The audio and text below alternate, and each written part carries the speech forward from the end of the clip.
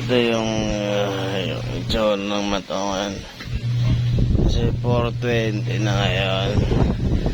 Hindi ko alam ano nangyayari sa akin. Tayo.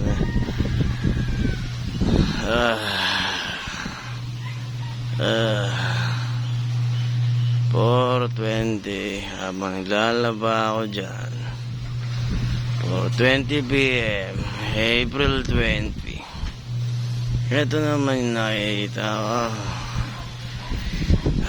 Yan yung taliman ko. Paalam nyo lang.